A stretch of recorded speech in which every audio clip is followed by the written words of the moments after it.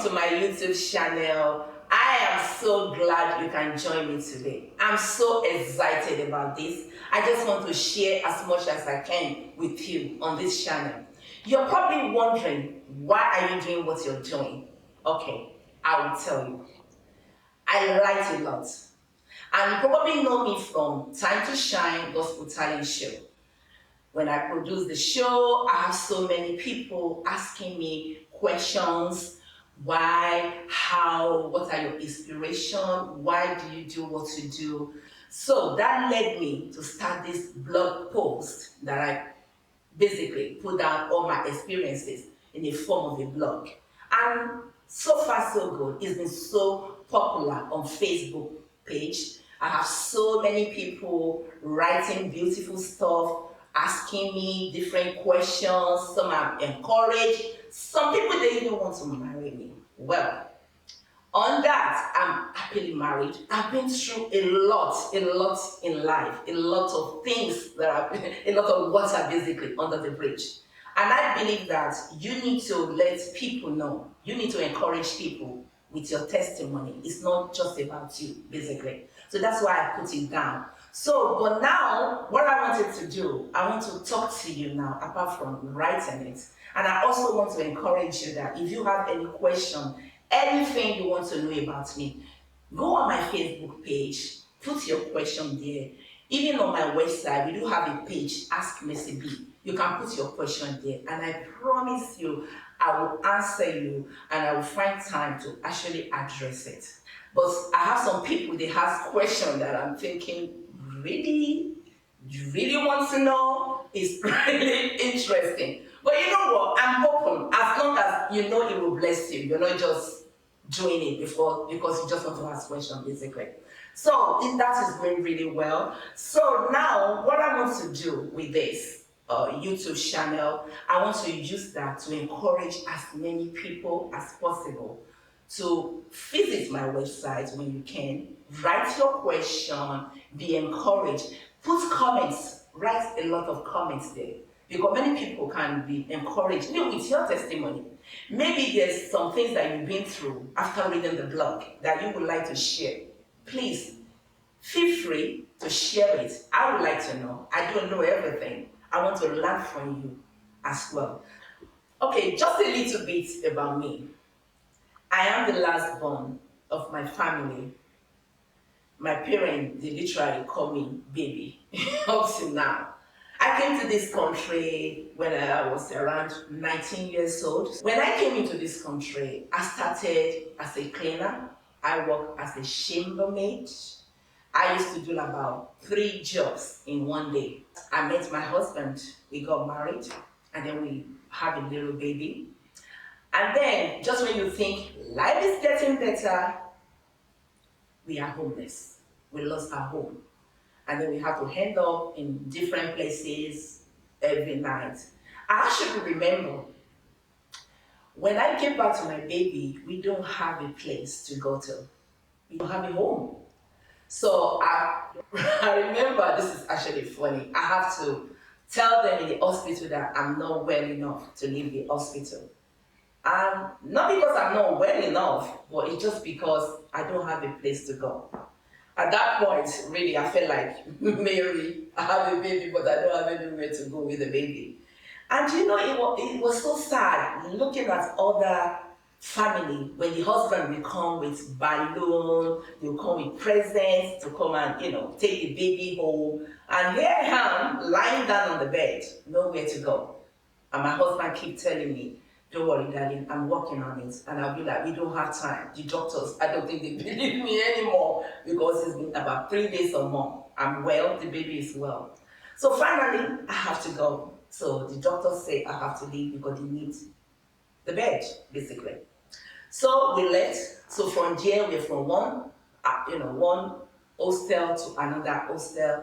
And I believe that because of that experience, that is why my husband decided to start property business. So he started to say, you know what, there are many people that they will be in this position, that they're homeless, they don't know where to go, they don't have a place to stay. So I have to look into this. And today, that is what he's doing. helping people to find a property because of our experience. So something good did come out of it. Then after that, I became a Christian. I gave my life to Christ. I think it's going about 20 years now. God gave me this idea because there are many people that they have this gift and they're in the church, they don't know where to go with the gift. So God gave me the idea to set up a platform called Time to Shine Gospel Talent Show. And that is where my journey really, really started.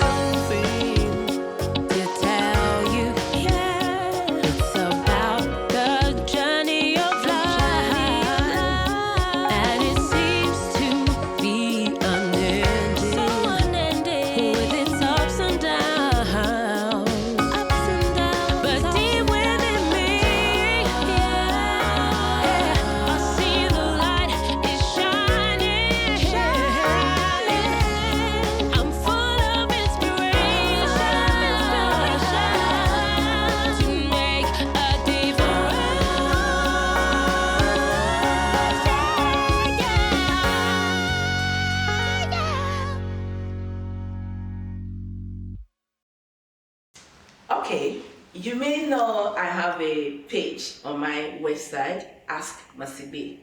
That is where you can literally ask me any question whatsoever.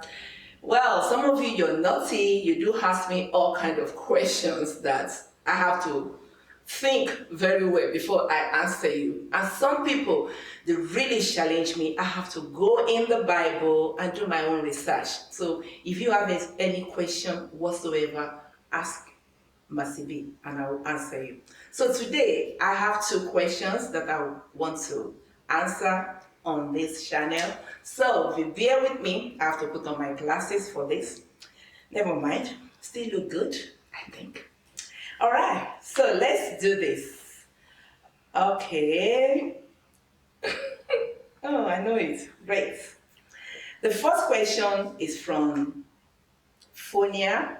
Beautiful sister. I love the question. So she said, I've always wanted to ask what kept you going despite all the odds, because some days I feel like everything is crumbling. Wow, I'm sure many of us we can identify with that. So I said, thank you. For me, let me answer the question now. It's my faith. My faith kept me going. People ask me all the time when they see my pictures, when they have, when they have one-to-one with me, you are always laughing, you're always happy. Let me tell you something. Happiness is a choice. Just because you're laughing, you're happy, you're being, happy all the time doesn't mean you don't go through. I do go through a lot. And from this question, it shows that Fiona, you obviously have read my blog and you've read some of the challenges that I went through. And that's why you're wondering, why is she still smiling? Trust me, your faith, it will keep you going. And then what I normally would do, whatever I go through, I make sure I find my situation in the Bible and I use the word of God to pray. And then most time I encourage myself in the Lord. Sometimes you don't have people around you to encourage you. As beautiful as it is, you want somebody to pat you at the back and say, wait, don't carry on. Trust me, most time it doesn't really happen. So you have to have you have to make sure you encourage yourself in the Lord, just like David did in the Bible. Encourage yourself in the Lord. I do that a lot. And then also, I surround myself with music. There are many beautiful gospel music that will encourage you. So I have the whole selection of music in my car, in my house, on my playlist. So whatever I'm going through, so I'll make sure I hear music along that way that will be encouraging me. I'll be hearing songs like, it's not over till it's over, your best is yet to come, stuff like that. And then I say, you know what, it's so true. It's not over till it's over. I can do this. So it's so important that you are logging. Not only that you talk about God, you go to church, you need to plug in. When you're plugging, you switch on. I use that all the time. Many people, you go to church, maybe you do. But you need to switch on to what is really going on in the atmosphere with God. You need your own personal relationship with Him. Trust me, Word on Sunday alone, as beautiful as it is not going to make you survive whatever issue that you will be confronted with. So that's how I live my life basically. I draw my strength from above, from God. I hope that helps somebody, especially Fiona that has the question. Please, if you think, okay, MercyB, this is what I've been through, and I would like to share it, and this is what happened to me, and this is how I dealt with it, please, I would like to know. Because for me, all my mess, that is what got turned to messages. All the tests I've been through, that's why I can share my testimony. So if you have something like that, don't keep it to yourself, because the Bible does say we are each other's keeper, your brother's keeper. So let's watch out for one another. This Christian walk, you need everybody, we need one another, basically. How can I distinguish a wife from a knife? Wow, that's a very interesting question, because you're very right. We have many women out there that they just want to cut you. So I'm assuming that is what you meant when you said knife. So this is how you know it's always good to test your relationship. Because for me, when I met my husband, he really doesn't have anything to offer me. He literally have his bed on the floor, the mattress, and in a very small room. And yet, I stay with him. I love him regardless. So it's not the money that attracted me to him. I would say that it's because he have a vision. So if a woman can look past all that about you and can still love you regardless, even if you don't have, if you can't afford to take them to beautiful restaurants or spend so much money on them, and they still care for you, they pray with you, they're with you, through it all, they're there for you. I would think that is a wife, not a, what do you call it, knifing. I've written a blog about that actually. So if you want to know more, you can go on my blog and read it about relationship. Fall in love with the vision, not his wallet. Thank you. So I think I have, this is the time we have to answer the questions.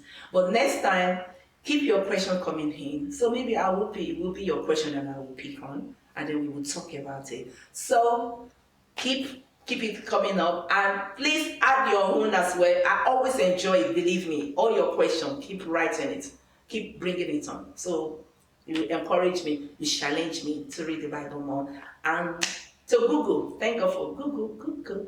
Thank you. Bless you.